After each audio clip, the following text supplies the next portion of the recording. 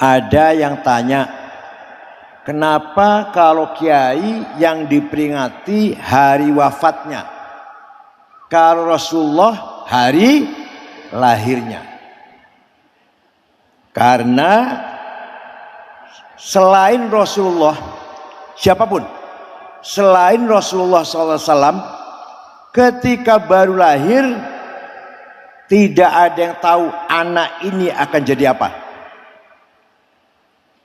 Anak ini akan jadi apa?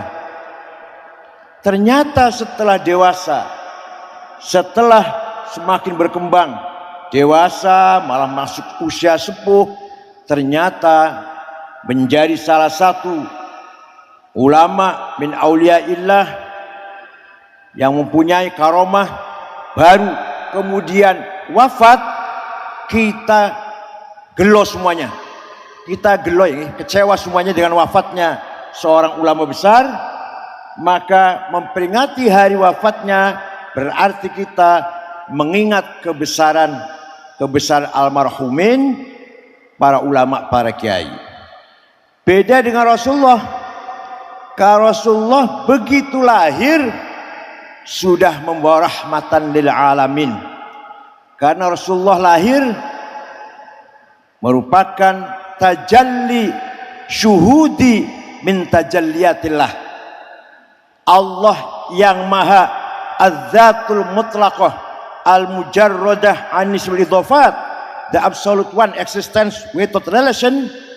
Kemudian Allah terjadi proses al-faidul aqdas, the most holy emanation, muncullah asma-asmanya yang 99. Kemudian terjadi lagi proses al-faidul muqaddas, the holy emanation, muncullah al-a'yanu tsabitah, kalau ketemu balik alam arwah. Jadi alam arwah itulah melalui nuqtah markaziyah Nur Muhammad terjadilah alam semesta ini, merupakan tajalliyat, ta'ayyunat, tanazzulat dari zat Allah yang maha mutlak. Maka kita yang ada ini semuanya tajallinya wujudnya Allah yang mutlak, manifestasi wujud Allah yang mutlak setelah melalui Nur Muhammad. Kalau gitu Nur Muhammad itu adalah apa? Al-wujudul haq al-makhluqu bih. Al-wujudul haq alladzi khalaqallahul khalqa bihi. Wujud yang hak yang Allah mewujudkan alam semesta ini dengan Nur Muhammad. Kalau kata orang Kristen, the logos. Kalau kata Yunani, the nous. Kalau kita Nur Muhammad atau hakikah Muhammadiyah, the essence of Muhammad, itulah wujud yang hak yang Allah menciptakan alam semesta ini melalui Nur Muhammad itu. Oleh karena itu Nur Muhammad khalik bukan, makhluk bukan. Kalau gitu Nur Muhammad itu apa? Al-haq al-makhluqu bih. Wujud hak yang Allah menciptakan makhluk dengan itu, dengan Nur Muhammad itu. Maka Nur Muhammad bukan khalik dan bukan makhluk. Maka lahirnya saja sudah merupakan wasilah tajalliyatillah, ta'ayyunatillah, tanazzulatillah. Itulah bedanya Rasulullah dengan yang selain Rasulullah sallallahu alaihi wasallam. Oleh karena itu Burdah mengatakan, ya akramal khalqi ma liman aludhu bihi siwaka inda hululil hadithil amami fa inna min judika dunya wa dharataha wa min ulumika ilmal lawhi wal qalami. Wahai makhluk yang paling mulia, kami tidak mempunyai andalan selain engkau ya Rasulullah. Sesungguhnya engkau adalah dengan sifat kedermawananmu, kemurahanmu, Allah menciptakan dunia dan akhirat. Dan dari nurmu itu semuanya diambillah ilmu yang ada di Lauh Mahfuz dan yang ada di kolam. Oleh karena itu Rasulullah merupakan aslul wujud, tajalli syuhudi min tajalliyatillah. Muga-muga paham, muga-muga. Walhasil ini, kalau hal para ulama ini kita dihimbau, tergugah agar kita siap meneruskan, menerima estafet ilmunya Kiai Ali Maksum, ilmunya Kiai Mahrus Ali, ilmunya Mbak Bisri Mustafa dan lain-lain, dalam rangka kita teruskan perjuangan beliau-beliau ya alai kalimatillah. Kiai Ali Maksum, Kiai Bisri Mustafa, Kiai Mahrus Ali pun meneruskan ilmunya Mbah Hasyim Asy'ari, cara dakwah metodenya Mbah Wahab. Mbah Hasyim Asy'ari, Mbah Wahab pun meneruskan metode cara dakwahnya para wali songo. Wali songo meneruskan cara dakwahnya, metodenya para salafus soleh dari Rasulullah Sallallahu Alaihi Wasallam. Oleh karena itu, tadi Gus Yahya sudah panjang lebar bagaimana kita harus merasa bertanggung jawab. Kalau betul-betul mengaku alumni Krapyak seperti saya ini, jelek-jelek alumni Krapyak lah, harus merasa bertanggung jawab meneruskan amanah yang dulu pernah dipikul oleh Mbah Ali Maksum. Sudah saatnya kita semua sekarang meneruskannya, menyempurnakan, kalau bisa melestarikan, mempertahankan. Ternyata silahkan pesantren dicaci maki, silahkan pesantren dipojokkan, diremehkan, tapi tetap pesantren adalah al-hisnul hasin, benteng yang kokoh mempertahankan ta'alimiddin islami. Tanpa pesantren maka ormas Islam hanya namanya doang, hanya namanya saja. Hatta NU kalau tidak ada pesantren hanya plang saja, plang merek. Jadi ormas Islam apapun, hatta NU, kalau tanpa di backup oleh ilmu ulama pesantren, tidak ada apa-apanya. Nah, sinilah kelebihan pesantren yang telah kita nikmati, telah kita rasakan. Seperti Gus Yahya tadi katakan, sudah nikmat kita ini hidup menjadi santri, luar biasa. Jangan dikira di pesantren tidak ada ilmu. Apa itu pesantren? Yang diajarkan apa itu? Nggak relevan sudah. Ente nggak pernah pesantren ngomong gitu. Ini sini, saya ajari sini.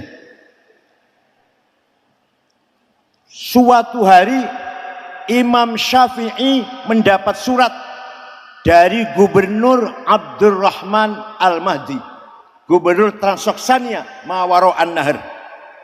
Isinya surat, Syekh, saya ingin paham syariat Islam. Gimana Syekh? Imam Syafi'i memanggil muridnya, namanya Rabi' bin Sulaiman Al-Muradi. Sini Rabi' ini. Bawa kertas, bawa pulpen. Ayo kita nulis surat menjawab pertanyaannya gubernur. Imam Syafi'i imla, dikte, ngendikan, Rabi' nulis. Akhirnya suratnya Imam Syafi'i berjumlah 300 halaman.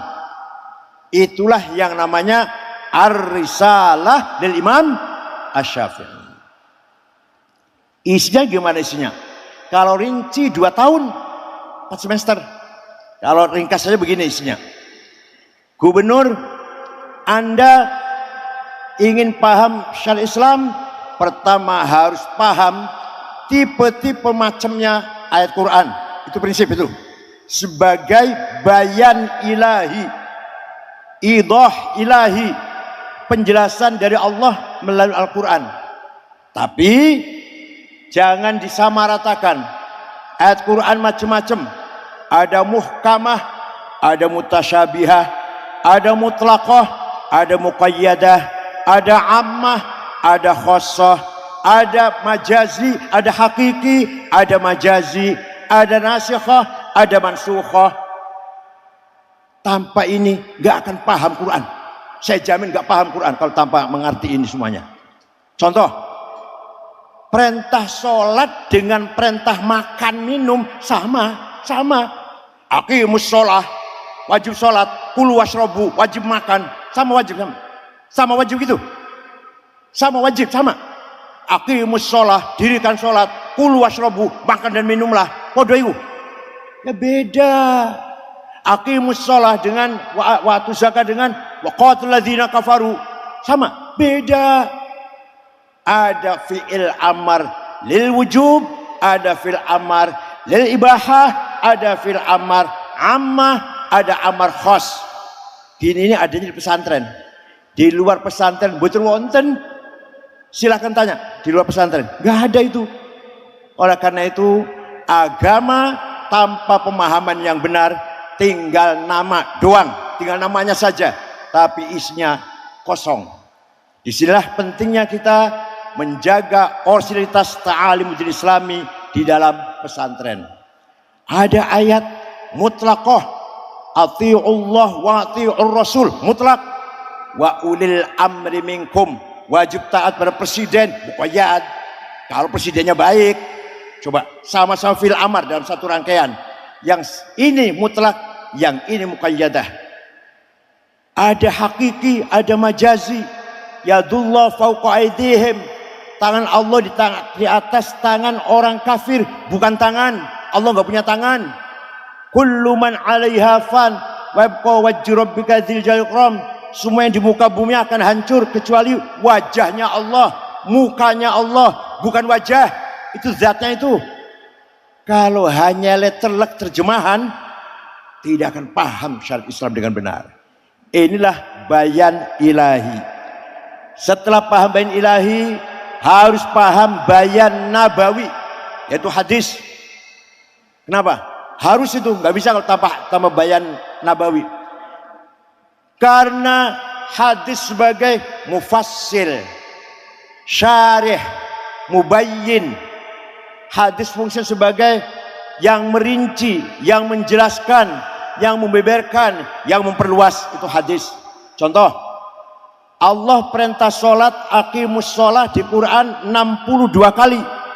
Tapi Quran tidak menjelaskan namanya sholat itu apa. Berapa kali sholat sehari semalam? Gak ada itu. Kalau yang bilang ada gak pernah baca Quran, itu jelas. Gak pernah baca Quran tuh. Itu putranya Baida Pahamam, ya dokter, ya hafidh Quran. Masya Allah, luar biasa ini. Ya dokter, ya hafidh Quran. Ya, kayak Ibnu Sina ini. Dokter hafidh Quran, Ibnu Sina itu. Jadi, kalau tanpa hadis kita tidak tahu namanya sholat itu apa. Berapa kali sholat sehari semalam? Di Quran tidak ada. Adanya di hadis. Furidat alaikum khamsu maktubat, al-dhuhr, wal-asr, wal-maghrib, wal-isya, wal-fajr. Hadis pun beberapa grade. Ada hadis yang tidak mungkin salah, nggak mungkin bohong. Marwahu jam'un an jam'in la yuhtamul fil kidb wal khata'. Ada hadis masyhur terkenal, ada hadis aziz yang bernilai, ada hadis ahad individual. Dikira gampang apa memahami syariat Islam? SAG ya, insyaallah. Jebolan sekolah tinggi swasta, dosanya sering mencret, dianya sering bolos, bayar 15 juta di wisuda, SAG. Terjemahan, insyaallah. Tak kira alim tenanan, terjemahan. Isi tasawuf niku terjemahan Khulasatul Yakin, terjemahan gambar-gambar caranya sholat, caranya wudhu, gambar ono gambar itu loh. Itu katanya kalau membaca buku itu, ini sholat versi Al-Quran dan Sunnah. Itu artinya apa? Maksudnya delok gambar bocah wudhu, bocah sholat itu loh. Itu katanya sholat versi Quran dan hadis. Ya terserah. Silakan kalau puas seperti itu ya terserah. Kalau sudah paham bayan ilahi, paham bayan nabawi, kata Imam Syafi'i dalam suratnya kepada gubernur, masih belum cukup. Harus dipakai bayan akli. Akalnya ulama harus dipakai. Akal ada dua macam. Akal kolektif memutuskan sesuatu keputusan, namanya ijma, konsensus. Tanpa ijma kita nggak bisa mempraktekkan sholat. Arkanus sholati sab'ata asyar, rukun sholat 17. Ada di Quran? Nggak ada. Ada di hadis? Nggak ada. Rukun sholat 17. takbiratul ihram, an-niyah, al-qiyamul istata'a, qiraatul fatihati fihi, ar-ruku', at-tumaninah, al-i'tidal dan seterusnya. Hadis itu bukan, Quran itu bukan. Itu hasil konsensus ijma'nya para ulama. Kalau ada orang sholatnya baik, saya tanya, Ustadz, ente sholatnya baik sekali, belajar dari mana Ustadz? Oh, saya belajar langsung dari Quran dan hadis. Wallahi, demi Allah, bohong. Yang benar jawabnya, saya bisa sholat dari ayah, dari ibu, dari ustadz, dari imam musola sebelah rumah. Nanti imam musolanya dari kiainya, gurunya, syekhnya mentok pada Imam Syafi'i. Imam Syafi'i gurunya Imam Malik antara lain. Imam Malik gurunya Imam Rabi'ah. Imam Rabi'ah gurunya Imam Kharijah. Imam Kharijah putra sahabat Zaid bin Thabit. Sahabat Zaid dari Rasulullah sallallahu alaihi wasallam. Jadi kita tidak mungkin bisa sholat tanpa taklid kepada imam. Kalau hanya langsung Quran hadis saja. Bayangkan. Imam Ghazali, Imam Fakhruddin Ar-Razi, segitu hebatnya taklid pada Syafi'i. Paham tidak? Imam Baqillani, Imam Haramain, Imam Sanusi, Ad-Dasuqi, Al-Bajuri, Ad-Din Al-Iji, tokoh-tokoh ulama besar yang karangannya berjilid-jilid. Imam Razi itu Mahfatul Ghaib 32 jilid, belum Matalibul Aliyah 5 jilid, belum Al-Mahsul fi Ilmi Usul berapa jilid. Imam Syafi'i hanya Al-Um dan paling kitab yang lain kecil-kecil lah. Imam Razi luar biasa, tulisannya banyak. Imam Ghazali fakihnya Al-Wajiz, Al-Wasit, Al-Basit, Usul Fakih, Al-Mankhul, Al-Mustasfa, Akhlaq, Mizanul Amal, Adabuddin, Filsafat, Maqasid Falasifah, Tadatul Falasifah, Tasawuf, Minhajul Abidin, Puncak Ihya Ulumuddin, Al-Mungkin minad Dhalal, Al-Qasidah Ta'iyah dan seterusnya, Al-Madlul Ghari Ahli. Taklid pada Syafi'i. Ente baru SAG, ya Allah, SAG, gak mau tahu Syafi'i, SAG. Ayo siapa lagi? Contoh siapa lagi? Oleh karena itu agama bisa benar, tadi bisa sudah menyinggung, kalau dengan bisanadis sahih, dengan sanad yang benar. Sekarang kalau ada sesuatu yang baru, di Quran tidak ada, di hadis tidak ada, ijma ulama pun tidak ada. Gimana caranya? Pakai akal individual. Namanya qiyas, analogi. Qiyas ada 9, aulawi, burhani, mantiki, jadali, istiqra'i, tamthili, khitabi, syi'ri, iqna'i. Maka menurut Imam Syafi'i cukup Quran, hadis, ijma', qiyas. Tidak usah ditambahi seperti Imam Abu Hanifah al-istihsan, al-maslalah mursalah, cukup qiyas. Sebab qiyas itu juga di dalamnya ada masalah mursalah, ada istihsan. Tidak seperti Imam Hambali ada al-istishab. Kata Syafi'i cukup sampai qiyas. Istishab masuk dalam qiyas. Tidak seperti Imam Malik ada ra'yu ahli Madinah.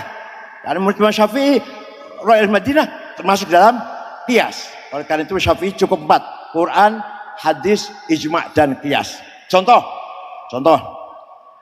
narkoba.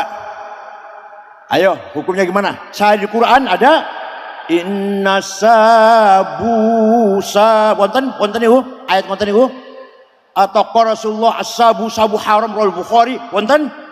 Enggak ada. Ijma' ulama ada sabu haram betul wonten. Itu pakai qiyas. Qiyas apa namanya? Qiyas burhani, qiyas fakta. Hadza muskirun, ini barang memabukkan, namanya muqaddimah sughra, premis minor. Wa kullu muskirin khamrun, setiap yang mabukkan masuk golongan khamr, namanya muqaddimah kubra, premis major. Wa kullu khamrin haram, sedangkan khamr itu haram, namanya qaul syarih, legal statement. Kesimpulannya fahadha haram, maka ini barang narkoba haram, namanya natijah shadiqah, positive conclusion. Itu ilmunya Imam Syafi'i itu, ilmunya Imam Syafi'i itu. Ya. Atau qiyas aulawi.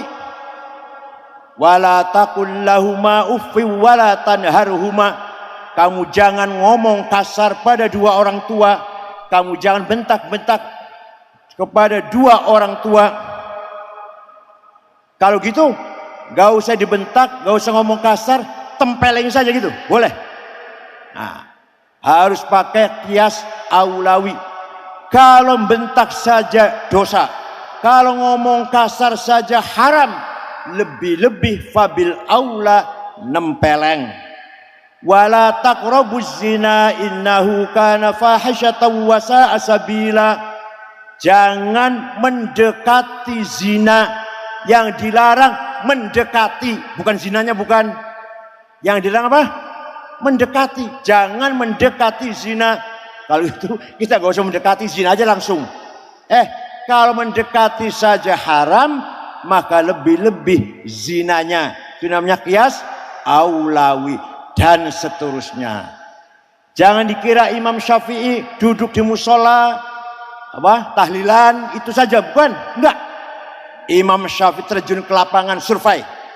Kalau ada ibu-ibu lewat ditanyain, ibu kalau haid berapa hari? Kalau haid berapa hari? Kalau haid berapa hari? Kesimpulannya, kebanyakan atau minimal haid sehari semalam, kebanyakan 7 hari 7 malam, maksimal 4 hari 14 hari 14 malam, lebih dari 14 hari masih keluar darah, bukan haid, penyakit. Lewat lagi ibu, kalau nifas berapa hari bu? Kalau nifas berapa hari bu? Kesimpulannya, perempuan habis melahirkan nifas paling tidak setetes, lumrahnya 40 hari, maksimal 60 hari. Lebih dari 60 hari bukan nifas, penyakit. Itu produk istiqra'nya Imam Syafi'i. Hebat enggak? Imam Syafi'i hebat enggak? Itulah Abu Abdullah Muhammad bin Idris bin Uthman bin Abbas bin Syafi' bin Musayyab bin Abdul Ubaid bin Abdul Muttalib. Lahir kota Huzzah tahun 150, wafat di Fustat Kairo tahun 204. Usianya hanya 54 tahun. Lah Kiai Ali Maksum, Kiai Mahrus, Kiai Bisri Mustafa selalu menekankan kita agar kita berpikir secara aklani dalam rangka fi khidmatin nas. Kita harus cerdas, tapi kecerdasan kita bukan berarti mengarah kepada liberal. Kecerdasan kita untuk memahami Quran dan hadis. Harus cerdas, tapi kecerdasan kita harus digunakan untuk khidmatin nas, khidmatil Quran, fahmi nususil Quran, wa fahmi nususil sunnah an-nabawiyah. Saya dulu ngaji sama Kiai Mahrus, ba'da subuh Mughnil Labib, ba'da zuhur Uqudul Juman, Idahul Mubham Sulmunawarok, ba'da asar Ghayatul Wusul, ba'da isya Fathul Wahab. Waktu saya di Boya itu, kemudian pindah ke Krapyak, ngaji sama Kiai Ali Maksum, Jawahir Bukhari, apalagi ya, lupa saya, apalagi ya, apa? Ba'da subuh, ba'da subuhnya, wal ajar ba'da subuh, ada ba'da maghrib, ba'da maghrib Jawahir Bukhari. Waktu itu Mbak Idris ini masih kelas 6 sanawiyah nggih, Kiai, kelas 6 sanawiyah. Teman saya sepantarnya Pak Azhari Abta ini, sepantar kali kula niki. Tak kelihatan tua mana, padahal sebenarnya seumur kali kula niku. Mbak Jirjis masih nom banget waktu itu, masih nom banget Mbak Jirjis ini. Ya Allah, saya 71 sampai 75 di kamar H18. Alhamdulillah, walaupun hanya 3 tahun setengah, tapi saya mendapatkan barakatil ilm min hadratil marhum rahimahullah Bah Ali Maksum, Allah yarhamuh, aq'adahullah fi maq'adi sidqin inda malikin muqtadir. Sekarang sudah duduk di sisi Allah dalam tempat duduk namanya maq'adi sidqin inda malikin muqtadir. Nah, caranya Kiai mengajarkan ilmu luar biasa, luar biasa. Ya Allah, mubtada utawi itu Kiai dari mana saya nggak tahu kita. Mubtada utawi, khobar iku, fa'il opo, maf'ul bih in, itu dari mana Kiai ya? Tahu-tahu kita udah jadi kok. Fa utawi li mubtada iku khobar opo li fa'ilin wa naibih dhohar wa in li maf'ulin bihi krono li maf'ulin li ajlihi wa ing dalam dzaraf wa mutlaqul maf'uli fihi kelawan kadzaka baul jarri fatlu bil bayan serta li maf'ulin ma'ah wa kang sifah silatu mausulin kadza mithlus sifah apane litamyizi hali halu fastahidu bil hifdzi ya rijalu. Kita sini nggak tahu itu ceritanya gimana dulu ya, mubtada utawi khobar iku fa'il opo nggak tahu, tahu-tahu sudah jadi itu, dan itu sangat berkah sekali. Kita ngerti paham tentang posisinya lafal itu mubtada atau khobar, fa'il apa maf'ul, karena kita diajari oleh kiai ing opo hale serta ing dalem. Masya Allah, paham betul? Yang nggak pernah pesantren nggak akan dalam seperti ini. Silakan tanya yang bukan pesantren, silakan tanya, ente kalau baca Quran ada tajwidnya nggak ya? Coba tanya pada yang bukan pesantren, ada nggak idhom, idhar, iklab, ikhfa, qalqalah, mad lazim, mad jaiz, mad tabi'i, huruf halak, huruf mad. Tanya sama sarjana agama Islam yang bukan pesantren. Ente ngerti nggak itu kira-kira? Belum qiraatus sab'ah. Di Indonesia ini ada doktor jurusan qiraatus sab'ah, Dr. Ahsin Muhammad dari Al-Jainangun, sepupunya Mbah Nyai Lutfiyah.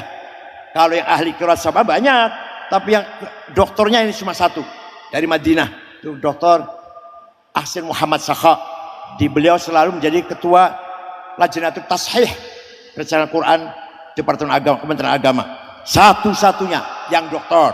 Kalau ahli qiraat banyak, tapi yang doktornya qiraat hanya Dr. Ahsin Muhammad dari Al-Jainangun, cucu Mbah Yai Syatori Al-Jainangun. Oleh karena itu kita harus bangga dengan pesantren. Kita harus tafakhur, i'tizaz bi'azamati pesantren, bikaromati pesantren.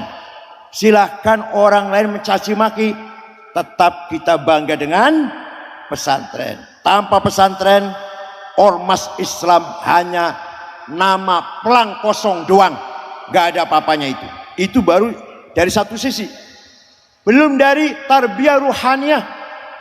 Ya Allah, tarbiyah ruhaniyah. Kalau tadi ta'lim, ilmu, di samping itu ada tarbiyah ruhaniyah, gemblengan spiritual. Kiai Maksum nyun sewu, nggak bisa pidato, bukan ahli ceramah, bukan. Tapi mengapa beliau oleh kita dijadikan panutan, dijadikan nur, cahaya yang akan menuntun kita semuanya, bukan dari pidato, bukan dari ceramah, tapi dari kekuatan spiritualitasnya. Banyak kiai nggak bisa pidato, nyun sewu. Mbah Hamid barangkali bukan ahli pidato, tapi semua orang segan, semua orang hormat, semua orang mutaatsir, membekas ketemu dengan Mbah Kiai-kiai yang sepuh itu. Bukan dari pidatonya, bukan, tapi dari nurun, cahaya yang syurufi jasadih, yang ada pada semua jasadnya, dari ujung rambut sampai ujung kaki, memberikan cahaya kepada kita semua. Nah, disinilah kelebihannya pesantren. Manusia punya 3 kekuatan. Pertama, al-quwwatun natiqah, the power of intelligence. Gunanya untuk mendapatkan pemahaman, mendapatkan logika kebenaran dalam menghadapi segala masalah, segala sesuatu. Adanya di otak, al-quwwatun natiqah. Tapi al-quwwatun natiqah ini percuma, gak ada artinya kalau tidak didukung, ditopang oleh al-quwwatul mutakhayyilah, the power of idea. Kita punya ide apa, punya hasrat apa, punya kemampuan apa, punya cita-cita apa, itu yang akan mendorong manusia menjadi cerdas, manusia menjadi lincah, menjadi apa, jenius, karena ada dorongan dari al-quwwatul mutakhayyilah. Orang yang paling besar himmahnya Rasulullah sallallahu alaihi wasallam. Muhammadun qaimun lillahi dhu himami, Muhammadun sadiqul aqwali wal kalimi. Nabi Muhammad orang yang himmahnya besar. Saya harus menang. Gak pernah Muhammad mengatakan, ya kalah ya gak apa-apa lah. Gak. Saya harus menang. Perang Badar 314 lawan 1000 menang. Perang Ahzab 10.000 ngepung Madinah. Di Madinah paling ada 800 orang umat Islam. Menang. Perang Khaybar, perang Bani Mustalik, perang Mu'tah, perang Hunain, perang Taif, Fathu Makkah, menang. Yang kalah Uhud, awalnya menang awalnya. Nabi pesan pada orang 16, kamu jaga ya di atas gunung Uhud, pegang panah, jaga, jangan bergeser. Dipimpin oleh sahabat Jubair, Jim bukan Za, Jubair. Apapun yang terjadi, kamu jangan meninggalkan tempat ini. Di bawah umat Islam menang.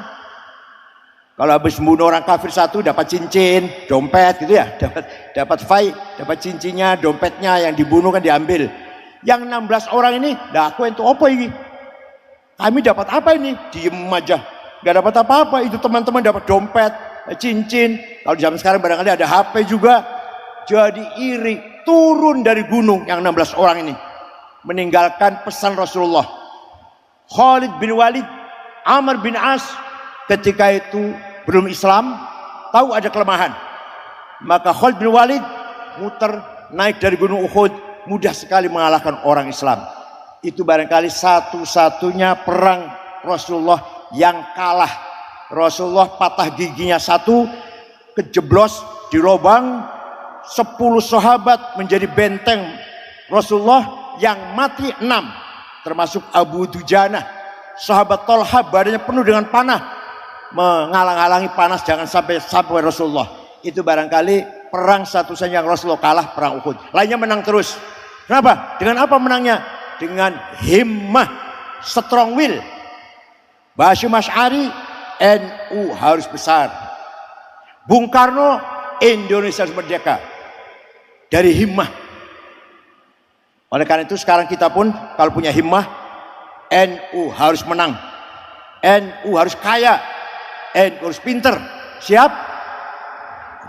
Masa gak siap? Kalau saya ngomong gini tuh jawabnya amin. Ini bukan doa, bukan. Siap apa enggak?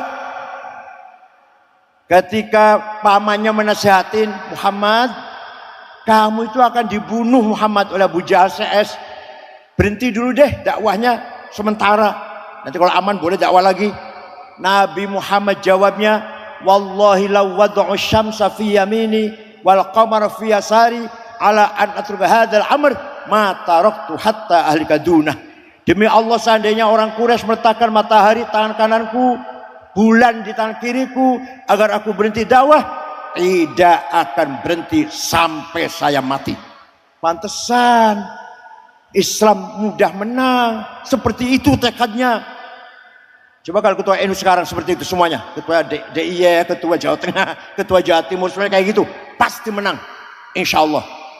Wala tahinu wala tahzanu wa antumul a'launa in kuntum mu'minin. Kamu jangan kalah, kamu jangan di bawah, kamu harus di atas. Kalau betul-betul kamu orang beriman. Artinya apa artinya? Artinya menang itu wajib, perintah Allah. Kalah itu dosa. Allah perintah kita harus menang, itu wajib berarti. Kalau kalah, dosa kita ini semuanya.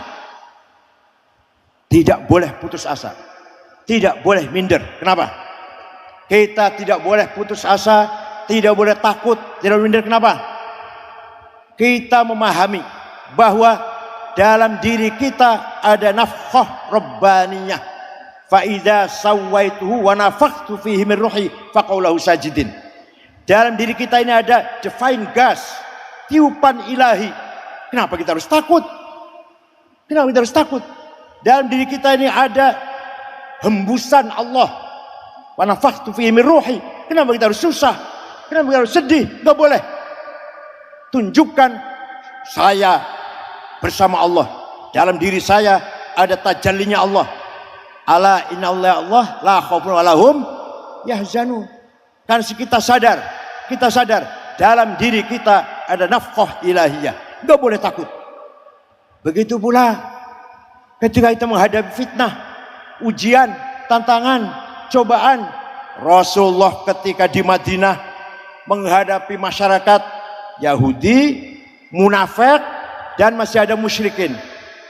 Ketua PBNU pasti akan menghadapi itu. Pasti. Jumpa orang munafik, jumpa penjilat, jumpa yang terang-terangan nggak senang sama PBNU, dan jumpa orang yang ngerepotin. Ngerepotin apa ngerepotin tuh? Nyerimpet apa nyerimpet nih? Di depan nggak mau, di belakang ganggu, akan coba itu. Pengalaman saya 10 tahun Gus saya. Jadi harus siap seperti Rasulullah mimpin Madinah. Ada ahli kitab jelas, ada munafik pura-pura Islam, padahal tidak. Ada yang nyerempetin, ganggu, ngerepotin lah. Ada lagi yang memang masih ada banyak yang sam'an wa ta'atan. Itu yang kita harapkan. Oleh karena itu sekali lagi, warisan Hadratus Syekh Haji Ali Maksum, ayo kita teruskan. Salah satu cara tarbiyah ruhaniyah, setiap malam Jumat libur untuk apa? Untuk baca Maulid Nabi. Ya Allah, ini Sarawat Taqafiyah wal Hadariyah wa Syiariyah. Ini capital culture, capital simbolik bagi santri.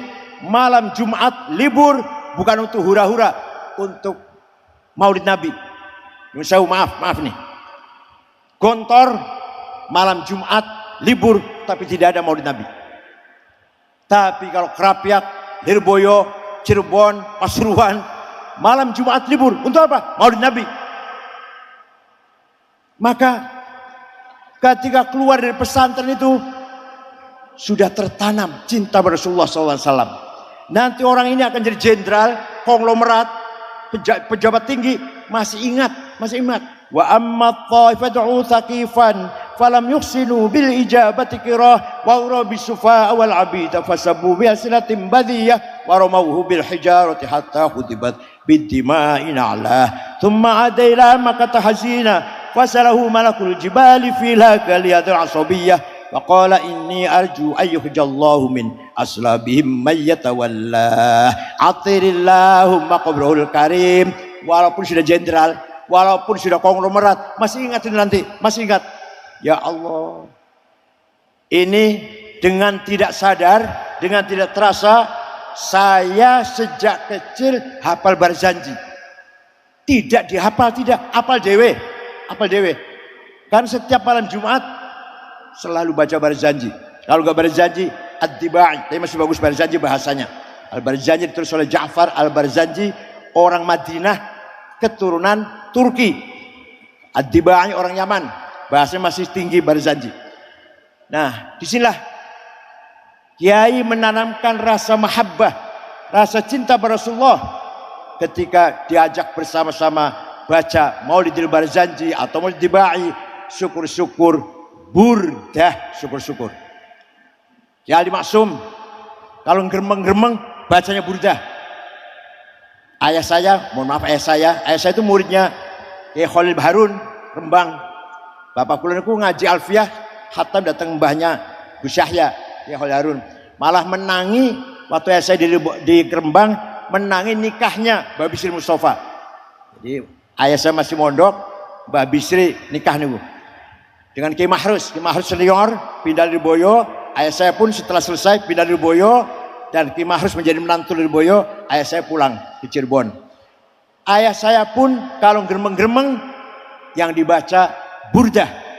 Saya lihat beberapa kiai yang istiqomah baca burdah. Saya lihat hidupnya fi amnin wastiqrarin walitminan, tenang, ayem, tentrem. Bagaimana tidak? Di sana banyak sekali bait-bait yang artinya sangat indah. Wa man takun bi rasulillahi nusratuhu intalqahul usdu fi ajamiha tajimi. Siapa orang yang mendapatkan pertolongan Rasulullah, maka ketika jumpa dengan harimau, harimau pun akan menjadi jinak. Percaya enggak itu? Percaya tidak itu? Siapa yang mendapatkan pertolongan Rasulullah ketika menghadapi harimau, harimau akan menjadi jinak. Intalqul usdufi ajamiha tajmi walan tara min waliyyin ghairu muntasiri bihi wala min aduwwin ghairi munqasimi. Kamu lihat, setiap orang yang di backup oleh Rasulullah SAW pasti menang. Siapa yang tidak di Rasulullah pasti kalah. Itu kalau dibaca terus menerus, apalagi bacanya dengan khusyuk, dengan tadabbur, insya Allah kita selalu ala barakatillah. Belum lagi apa tadi? Huwal habibul ladzi turja syafa'atuhu likulli hawlim minal ahwali muqtahimi da'a ilallahi fal mustamsikuna bihablin ghairi munfasimi. Dialah kekasihku yang kuharapkan syafaat pertolongannya ketika kita menghadapi problem yang sangat besar. Hanya dialah yang kuandalkan pertolongan dan syafaatnya. Ayo. Apa benar Rasulullah bisa beri syafaat? Apa benar itu? Enggak bid'ah itu? Bid'ah kan? Enggak. Suatu ketika ada satu suku Mudhar. Semua satu suku Mudhar mencaci maki Rasulullah. Muhammad Majnun, Muhammad Syair, Muhammad Sahir Kahin. Rasulullah kemudian melaknati. Allahumma ja'al sinihim kasini Yusuf. Ya Allah, timpakan kepada suku Mudhar tahun-tahun seperti yang kau timpakan kepada kaumnya Nabi Yusuf. Paceklik 7 tahun. Betul, suku Mudhar krisis pangan, krisis air, gak ada gandum, gak ada jagung, gak ada beras, 7 tahun. Terpaksa datang ke Madinah rombongan dipimpin oleh kepala sukunya Labid bin Robi'ah. Assalamualaikum Muhammad. Waalaikumsalam. Dari mana? Dari Mudhar. Nabi kaget. Orang Mudhar ke sini? Ada apa? Ada apa ke sini? Jawabnya, atainaka ya khairal bariyati kulliha litarhamana mimma laqina minal azli. Atainaka nashku hittatan jalla amruha li sab'i sinina waqifina ala mahli. Atainaka wal adra tudmi lithatuha wa qad dhahalat ummus sabiyyi 'anit tifli wa alqa bi kaffayhi syuja'u istikanatan minal ju'i sumtan ma yumirru wa ma yuhli wala syai'a mimma ya'kulun nasu 'indana siwal handalil 'ami wal ilhizil fasli fa anta lidinina wa anta lidunyana tu'ammalu lid dunya wal akhir fasli. Ada apa anda kesini? Jawabnya, kami datang kepadamu wahai khairul bariyah litarhamana, agar engkau merahmati kami. Nabi tidak melarang. Nabi tidak jawab, jangan minta rahmat sama saya, musyrik. Minta rahmat sama Allah sana. Enggak tuh, enggak. Coba kalau salah minta tolong kepada Nabi Muhammad, pasti dilarang kan? Pasti dilarang. Jangan minta rahmat sama saya. Pada Allah sana, kalau sama saya musyrik, dolal, sesat, neraka nanti. Malah Nabi mendengarkan, kami datang kepadamu, wahai sebaik-baiknya manusia di muka bumi, agar engkau merahmati saya. Kami datang kepadamu mengadu 7 tahun gak ada gandum. Kami datang kepadamu mengadu gadis-gadis pecah bibirnya, ibu-ibu yang sedang menyusui tidak lagi keluar air susunya, pemuda-pemuda yang gagah perkasa sekarang lemah lunglai minal ju'i sumtan, dari diakibatkan sebab kelaparan. Wala syai'a mimma ya'kulun nasu 'indana siwal handal, tidak ada yang dapat kami makan kecuali rumput. Fa anta lidunyana wa anta lidina, engkau harapanku urusan agama dan urusan dunia. Nabi kemudian berdoa, Allahumma asqihim ghaitham mughitha wa anzil alaihim minas samaa'i ma'am midrara waj'al suqya rahmatin wa la taj'al suqya 'adzabin wa la halakin wa la hadmin wa la gharaq. Ya Allah, turunkan hujan untuk suku Mudhar, hujan bawa rahmat dan berkah, jangan hujan bawa malapetaka, longsor, banjir. Orang ini masih di Madinah, di Mudhar sana sudah hujan. Percaya tidak ya? Percaya nggak itu? Percaya tidak? Ada yang tanya pada saya, ente cerita ini dari mana sih? Dari kitab tarikh, saya bilang. Saya baca kitab tarikh nggak ada tuh. Saya tanya, kitab tarikh yang ente baca apa?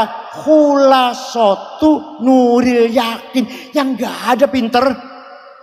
Saya mau ngatakan goblok kayak Gus Miftah.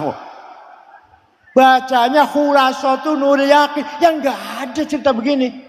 Kalau mau tahu cerita seperti ini, baca Al-Kamil Fit Tarikh Libni Athir, 13 jilid, Tarikhul Umami wal Muluk Ja'far Ibnu Jarir At-Tabari, 10 jilid, Tarikh Hadrah Islamiyah Ahmad Syalabi, 9 jilid, Fajrul Islam, Duhal Islam, Durul Islam Ahmad Amin, 8 jilid, baru tahu cerita seperti ini. Baca terjemahan Khulasatu Nuril Yakin. Ya Allah, sedih saya melihat orang seperti itu. Sombongnya, masya Allah, bid'ah, sesat, dolal. Pelan. Sesat dolal gimana? Ibnu Abbas pernah bersyair begini. Ibnu Abbas, qara'na fid duha wala sawfa yu'ti fasarra qulubana dzakal ata'u hasyaka ya Rasulullah tarda wa fina man yu'adzabu aw yusa'u. Ini sejarah ini. Kata Ibnu Abbas, saya kalau baca surat Ad-Duha senang sekali. Mana yang paling senang, di mana yang paling senang? Ayat wala saufa yu'tika rabbuka fatarda. Muhammad, kamu minta apa saja saya kasih sampai kamu senang, sampai kamu happy. Nah, kira-kira Rasulullah senang tidak kalau melihat ada umat yang disiksa? Gak mungkin senang Rasulullah. Hasya kaya Rasulullah antardo wa fina man yu'adzabu aw yusa'u. Maka saya, kata Ibnu Abbas, tidak ada saya andalkan kecuali mahabbat Rasulullah sallallahu alaihi wasallam. Itu Ibnu Abbas, sahabat, ngomong kayak gitu. Ente baru SAG nggak mau ngomong kayak Ibnu Abbas. Ya Allah. Qara'na fid duha wala sawfa yu'ti fasarra qulubana dzakal ata'u hasyaka ya Rasulullah tarda wa fina man yu'adzabu aw yusa'u. Tidak mungkin Rasulullah akan happy, akan senang kalau melihat kita ada yang disiksa oleh Allah. Oleh karena itu, hanya dengan sujudnya Rasulullah nanti di akhirat, Allah akan memberikan syafaat kepada umat Muhammad yang percaya dengan syafaatnya. Tapi kalau nggak percaya, nggak ada apa nggak percaya. Inilah barangkali warisan ajaran dari para ulama, dari para sesepuh, dari ulama salafus soleh yang selalu menanamkan kepada anak didiknya, santrinya, agar mencintai Rasulullah Sallallahu Alaihi Wasallam. Sangat penting unsur mencintai Rasulullah, sangat penting, sangat prinsip, bukan barang ringan, bukan barang sekunder, sangat prinsip. Kita ngajari santri agar ada alaqah ruhaniyah, ada komunikasi ruh parsial, kita ini parsial ruhnya, dengan ruh universal, ruhnya Rasulullah Sallallahu Alaihi Wasallam. Oleh karena itu, mudah-mudahan pesan Kerapiak ini sekarang tahta Isyraf Mbah Jirjis dan Gus Hilmi Muhammad, insyaallah fi numuwin wazdihar, fi taqaddumin wastimrar, fi istiqamatin wal itminan. Mudah-mudahan pesan Kerapiak tambah maju, semakin bermanfaat, semakin berikan cahaya untuk masyarakat Islam, terutama khususnya wabil khusus warga Nahdlatul Ulama. Jelek-jelek saya juga alumni pesantren Kerapiak 3,5 tahun. Alhamdulillah masih menangi Mbah Ali Maksum, masih menangi Mbah Warsun, menangi Kiai Ahmad. Waktu di Boyo alhamdulillah menangi Kiai Mahrus, menangi Kiai Marzuki. Kalau sekarang gimana ya kira-kira? Jauh banget ya, kualitasnya jauh banget. Kenapa jauh banget? Kenapa Kiai sekarang, Kiai dulu jauh banget kualitasnya? Kiai sekarang kebanyakan bikin proposal, doanya jerobos. Padahal doanya sama, caranya sama, teorinya sama. Tapi kalau Kiai Mahrus kok mujarab doanya. Kalau kita sekarang mendrobos, tak pikir-pikir, sebabnya keseringan bikin proposal. Waktu Rasulullah Mi'raj melihat ada orang bangkit dari kuburan, tinggi besar, gagah. Setelah didekatin, mukanya bolong, mukanya nggak ada dagingnya. Rasul kaget, man huwa Jibril? Itu siapa Jibril? Oh niku umat panjenengan yang rajin bikin proposal. Silakan, rajin bikin proposal, nanti bangun dari kuburan nggak ada dagingnya mukanya, silakan. Ya Allah, mudah-mudahan pesantren semuanya, semua pesantren, Kempek, Gedongan, Arjawinangun, Babakan, Ciwaringin, Krapiak, Libuan, Tegarejo, semuanya benar-benar menjadi benteng yang kokoh yang pertahankan ilmu-ilmu Islam, ajaran-ajaran Islam ahli sunnah wal jamaah. Tanpa pesantren, sekali lagi, Islam Indonesia tinggal namanya saja. Silakan lihat masyarakat Kuwait, Qatar, Bahrain, Emirat, baca Quran saja nggak bisa, rata-rata, kecuali yang ngaji betulan. Rata-rata orang sana, jangan heran, baca Quran aja nggak bisa. Anak Saudi banyak sekali nyun sewu ngaji nahu sama saya. Dia jurusnya bahasa Arab, kalau saya usuluddin kan, tapi mau ujian belajar nahunya sama saya. Anak Mekah asli itu. Jadi alhamdulillah kita ini luar biasa sebenarnya, luar biasa kita ini. Banyak sekali anak Arab, ya nyun sewu. Saya lulus cum laude. Yang Arab biasa-biasa saja tuh. Saya lulus doktor cum laude, S1 cum laude, S2 tidak, S3 cum laude lagi. Yang orang Arab gak cum laude. Saya orang Jawa, kamu Kempek lagi, deso banget Kempek. Kenapa itu? Kita punya kelebihan dididik di pesantren. Itu rahasianya. Kalau S1 gampang, asal kuliah ujian lulus selesai. Begitu S2, S3, baca, nulis, menyimpulkan, baru itu mogok itu. Kalau nggak betul-betul bisa baca kitab pun dengan cara paham yang benar, baca 1 tahun baca itu, menyimpulkan 1 tahun lagi, baru tahun ketiga tulis, baru tahun keempat ujian. Harus 4 tahun. Tahun pertama baca, tahun kedua pahami, tahun ketiga ayo kesimpulkan. Ya Allah, saya masih ingat waktu mahasiswa di Ummul Qura sampai ambeien saya waktu lulus dari Ummul Qura itu. Alhamdulillah tidak kalah dengan anak Arab yang asli bahasa Arab. Kenapa? Antara faktor saya cum laude apa?